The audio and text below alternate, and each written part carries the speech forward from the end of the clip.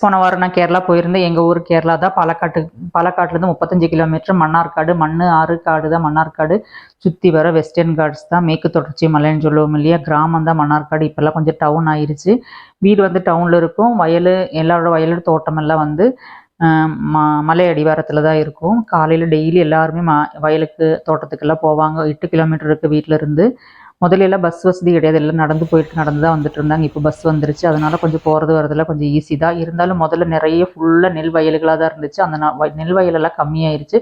பாலக்காட்டில் வந்து நிறைய நெல் போடுறாங்க. மன்னார்காட்டில் வந்து நெல்லை குறைச்சி எல்லாம் பிளான்டேஷன் ஆயிருச்சு, தோட்டம் ஆயிருச்சு.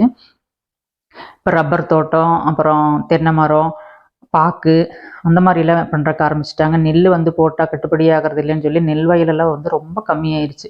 நாங்களாம் சின்ன பிள்ளையா இருக்கும்போது கண்ணெத்தா தூரத்துக்கு ஃபுல்லாகவே நெல் வயலாக தான் இருக்கும். வீட்டுக்கு பக்கத்துலேயே வந்து கொஞ்சம் ஒரு 10-20 கிலோமீட்டர் சுற்றுல வெளியே காஞ்சிரப்புழை டேமு, மலம்புழை டேம் எல்லாம் இருக்குது. அட்டப்பாடி வந்து எங்களுக்கு ரொம்ப பக்கம்தான். நாங்கள் வந்து அடிக்கடி போச்சுன்னா ஏதாச்சும் ஒரு இடத்துக்கு போயிட்டு வருவோம்.